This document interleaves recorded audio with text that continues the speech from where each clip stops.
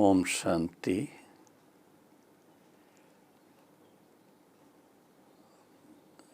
परमपिता परमात्मा की प्रिय संतानों,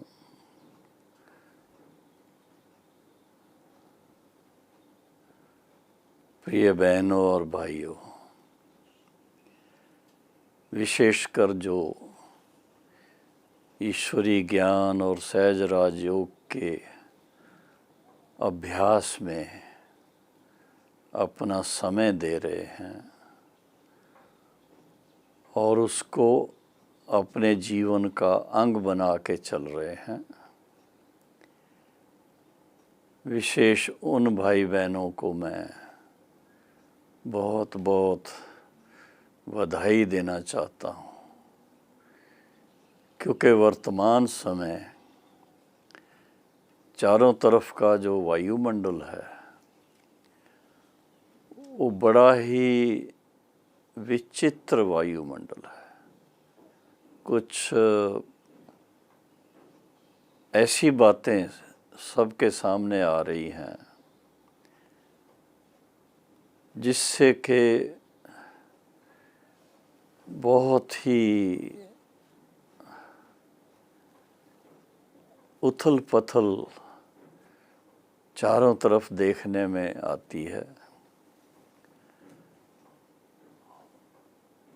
और अगर कोई टेलीविज़न न्यूज़ या समाचार पत्र या रेडियो सुनते हैं, पढ़ते हैं, देखते हैं तो उससे लगता है कि वर्तमान समय सारे विश्व के अंदर बहुत हलचल है।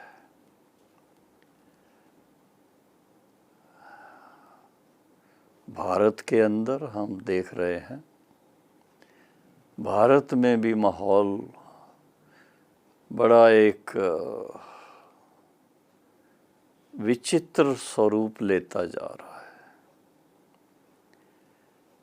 जीवन की इस यात्रा में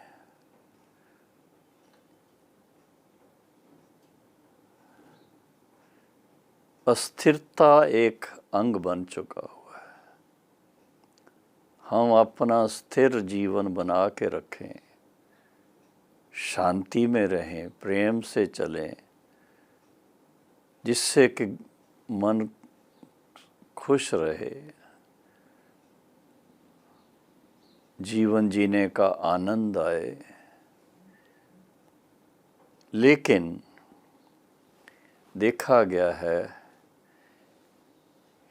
कि इस समय के माहौल में शोर और गुल, धूम धड़ाका, ये सब बातें जो हैं वो किसी को भी थोड़ा समय के अंदर हैरान कर देती हैं। तो जो भी भाई बहनें प्रजापिता ब्रह्मा कुमारी ईश्वरी विश्वविद्यालय के साथ जुड़े हुए हैं, चाहे वो भारत के कोने कोने में हैं, चाहे वो विदेश के 140 देशों में भिन्न भिन्न स्थानों पर हैं, सभी निमित्त टीचर्स, बहनें व भाई, सभी को इस समय मन में एक उमंग आता है और वो है कि हम एकांतवास करें। पुराने ज़माने में जो हठ योगी थे या जिन्होंने तपस्या करने के लिए तपस्वी स्वरूप धारण किया हुआ था और उसके लिए वो एकांत में जाते थे, चाहे वो पहाड़ों में जाकर कंदराओं में बैठकर तपस्या करते थे,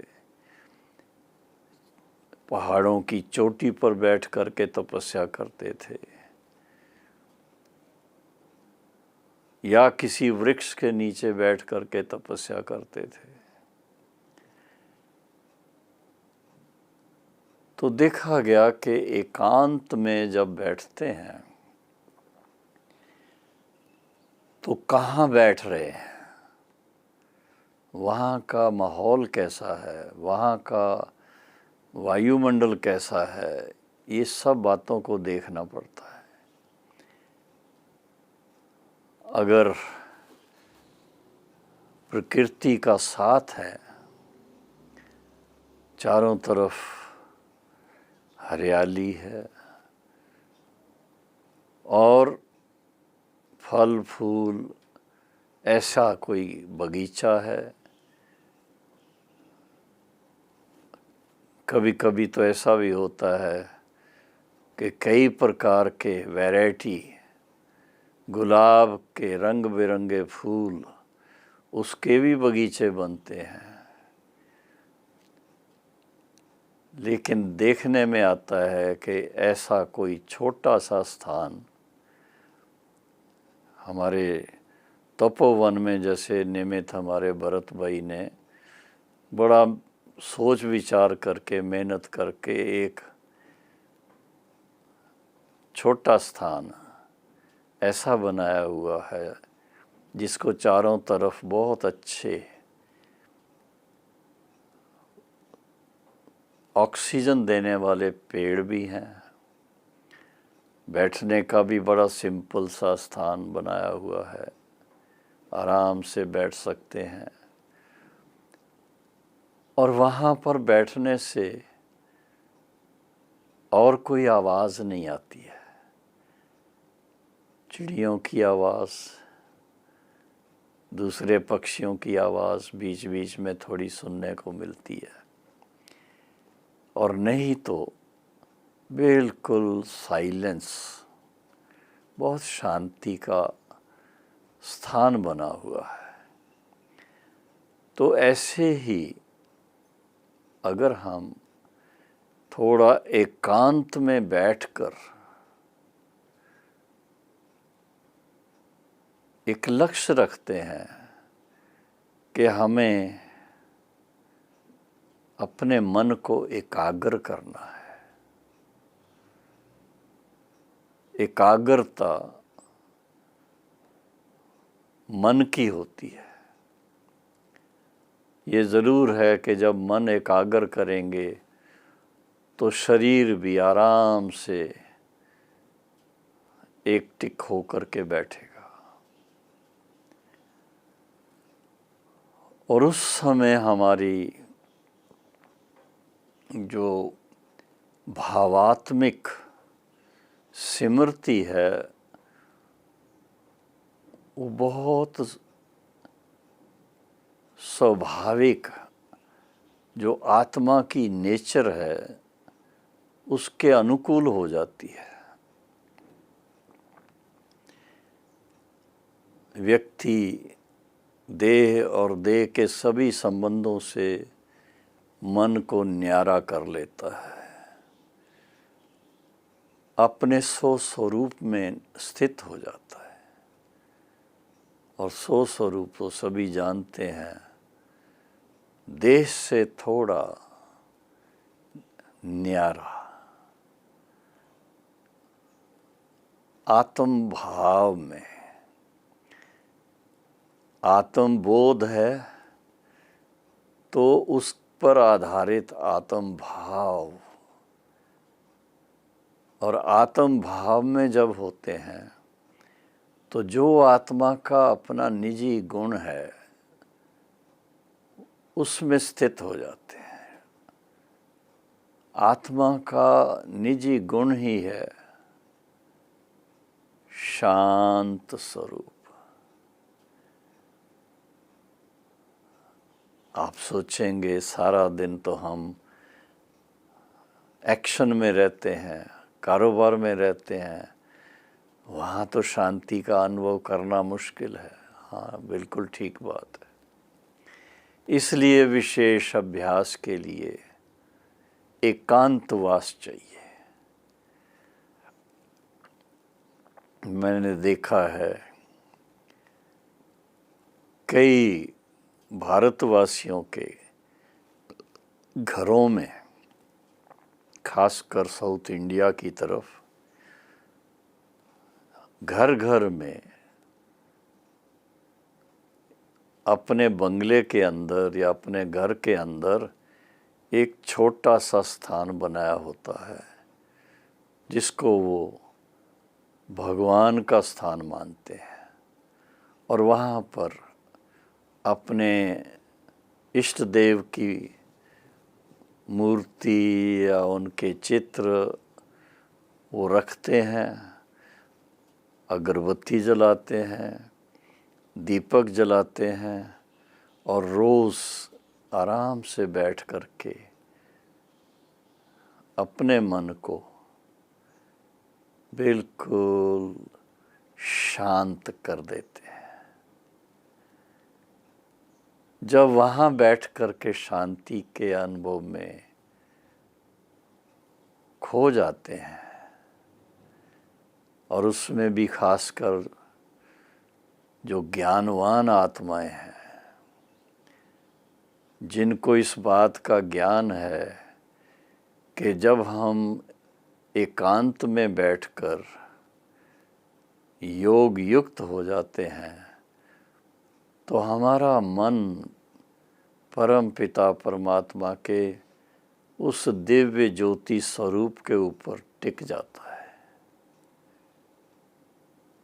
शायद शिव बाबा का वो ज्योति स्वरूप का चित्र भी अपने उस कोठरी में भी हो, पर वो एक इशारा देता है हमें कि मन को एकाग्र करने के लिए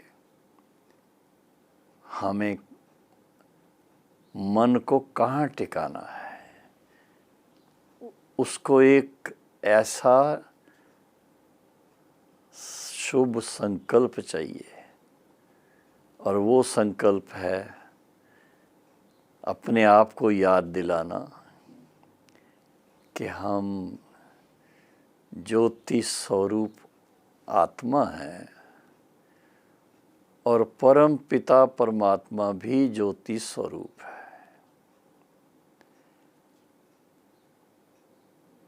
ज्योतिर्लिंगम या शिवलिंग, जो भी नाम आप दीजिए, लेकिन परम पिता परमात्मा का स्वरूप जो है वो अंगुष्ठाकार ज्योतिमय स्वरूप, हर आत्मा का भी वही स्वरूप है। जैसा पिता वैसी उनकी संतान।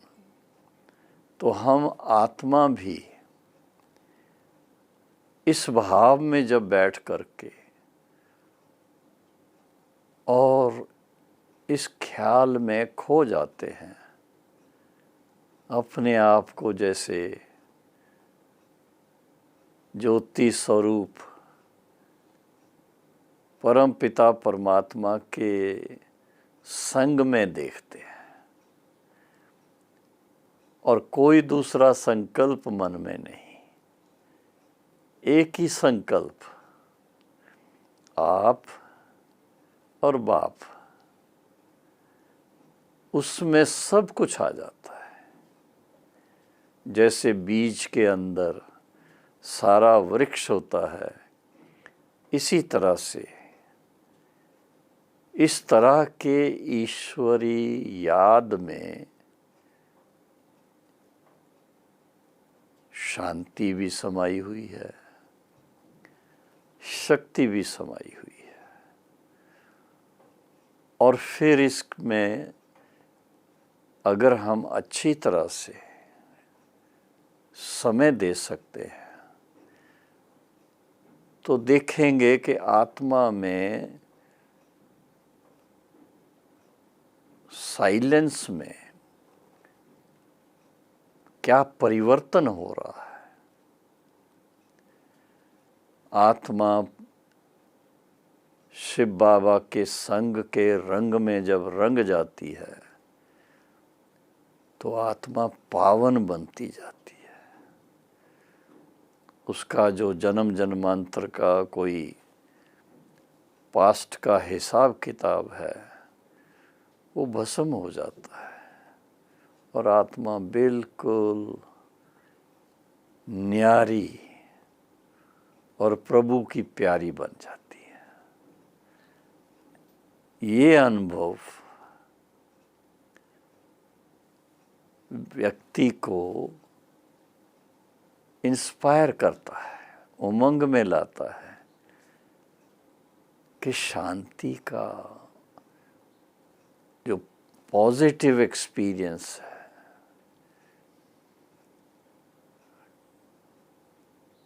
बहुत आनंददायक भी है, उमंगदायक भी है। क्योंकि जैसे जैसे ये अनुभव होता है तो बड़ी उछल आती है अंदर से। एक तरफ दिल ही दिल में बाबा को बहुत प्यार करते हैं, बहुत थैंक्स देते हैं, बाबा आपने हम बच्चों को देखो कहाँ कहाँ से ढूंढ करके अपने हृदय पटल पर बिठा दिया। जैसे आप ज्ञान सूर्य हो, हम आत्माओं को भी आप समान बना दिया और इसके साथ साथ शांति के सागर हैं तो आपने हमें भी असीम शांति का अनुभव करा दिया। मास्टर शांति के सागर बना दिया। एकांत में ही बैठकर हम ऐसी रूह रूहान बाबा के संग में कर सकते हैं। बहुत भीड़ भाड़ में, बहुत आवाज़ में, बहुत एक्टिविटी में वो बाद में नेचुरल हो सकता है, लेकिन जो बिगिनिंग है जिनकी और जिन्होंने अभी सहज राजयोग के पथ पर कदम रखा ही है तो उनके लिए मैं कहूँगा कि थोड़ा बीच बीच में एकांतवास करना ज़रूरी है और उसमें लक्ष्य लेकर के बैठे। एक तो सीधा बैठना ज़रूरी है, दूसरा आंखें खोल कर बैठना ज़रूरी है। क्योंकि जब आप अकेले बैठे हैं और आप सोचते हैं मैं आंख बंद करके और फिर बाबा के साथ मन लगाऊं, तो मन तो लगेगा शुरू में, लेकिन धीरे धीरे आंख कब बंद करते हैं? जब नींद करनी होती। तो बैठे हैं मेडिटेशन में, बैठे हैं शिव बाबा के साथ मन लगाने के लिए, बैठे हैं आत्मा को शक्तिशाली बनाने के लिए, और उस समय अगर निंद्रा देवी की गोद में चले गए तो फिर क्या होगा? बहुत अच्छा लगेगा, शांति तो लगेगी, लेकिन जब आँख खुलेगी तो आश्चर्य होगा, ये क्या हुआ? इतना समय मैंने वेस्ट कर दिया। तो इसलिए ये जो एकांत की जो विशेष प्रैक्टिस है, इसके अंदर रचनात्मक सोच चाहिए, क्रिएटिव थिंकिंग। जब तक क्रिएटिव थिंकिंग नहीं होगी तो आप जागृत अवस्था में सहज नहीं रह सकते, और जागृत अवस्था के बिना वो क्रिएटिव थिंकिंग काम नहीं करेगी। बहुत ज़रूरी है ये, और इसलिए बहुत प्यार से, बहुत शांति से अपने मन को भी प्यार करना है। अपने मन को भी पुचकार देनी है और बल्कि उसको समझाना भी है। जैसे ब्रह्मा बाबा ने, उनकी डायरी से हमको ये पता चलता है कि कैसे बाबा ने अपने मन को प्यार से वश किया था। बड़ी अच्छी डायलॉग थी उसमें, वो पहले भी हम सुना चुके हैं कि आत्मा स्वयं को बादशाह समझकर, मन को वजीर समझकर आपस में डायलॉग करते हैं और बादशाह मन से बात करते हैं, हे मन वजीर, आपने मुझे बहुत भटकाया है और जो मैं चाहता हूँ मन में शांति रहे वो आप नहीं होने देते। और मन भी उनको उत्तर भी बड़ा रोचक देता है कि हे राजन, मैंने जो कुछ भी किया आपके सुख के लिए किया।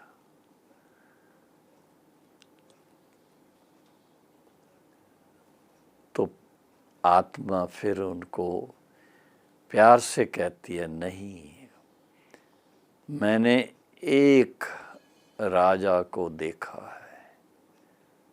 ये इशारा शिव बाबा की तरफ है कि मैंने एक बादशाह को देखा है, उनका वजीर उनकी आज्ञा पर चलता है और उसके कारण मैं देखता हूँ कि वो कितना शांति में रहते हैं, कितना लाइट रहते हैं, कितना मुस्कान उनको उनके मन में रहती है। तो ये डायलॉग भी हमें सिखाती है कि हम मन को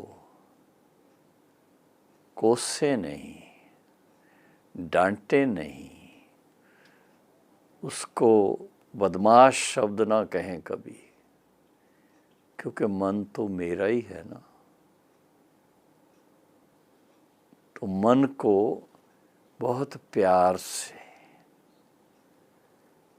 हे मीठे भाई, जानकी दादी जैसे कहती थी, मीठे भाई, इसी तरह से हम आत्मा भी अगर अपने मन को बहुत प्यार से कहते हैं कि जैसे परमपिता परमात्मा शिव का मन जो है उनकी आज्ञा के अनुसार मन मना भव होकर के रहता है, ऐसे ही आप भी मन मना भव होकर के रहो। मन शिव बाबा के साथ लगाना, मन मना भव, तो आप भी इसी तरह से, इसमें तेरा सहयोग चाहिए। ऐसी भावना से जब मन को भी प्यार से कहते हैं तो मन भी आज्ञा का पालन करता है और मन मना भव हो करके आत्मा को इतना आनंद देता है, आनंद दिलाता है। और फिर उसी मन में जब हम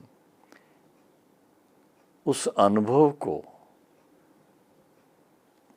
रिवाइज करते हैं, रिपीट करते हैं, एप्रिशिएट करते हैं और बाबा के सामने करते, बाबा आज आपके साथ जब योग युक्त होकर के बैठे तो आत्मा को इतना सुकून मिला। उस समय ऐसा लगता था जैसे हम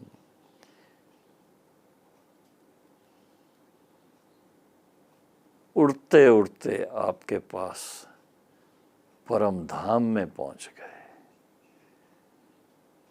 परम धाम में परम शांति का अनुभव कर रहे हैं।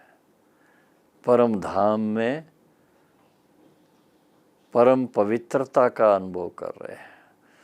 परम धाम में सर्वशक्तिवान के साथ मास्टर सर्वशक्तिवान के स्वरूप का अनुभव कर रहे हैं। ज्ञान सूर्य के संग में मास्टर ज्ञान सूर्य का स्वरूप बन गए।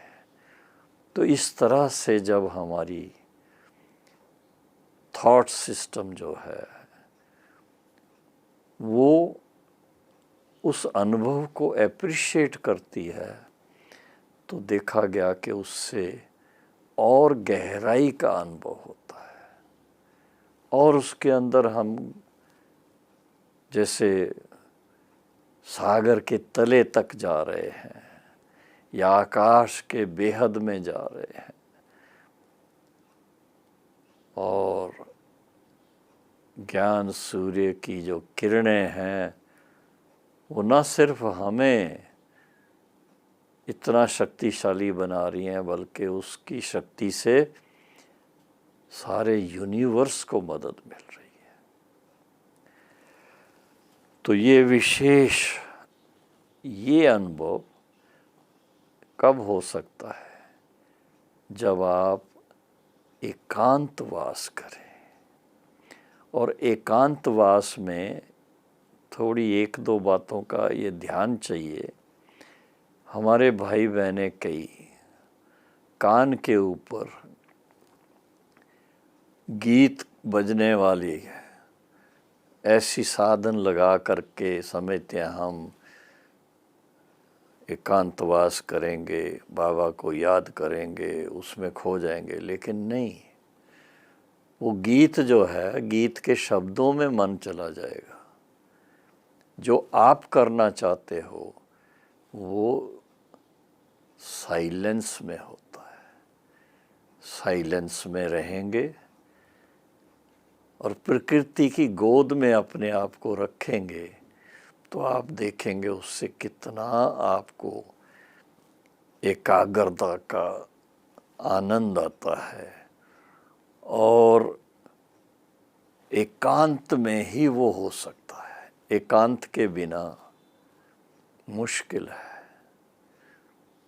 मैं तो ये अनुभव करता हूँ, अमृत वेले भी कोई आवाज़ नहीं चाहिए,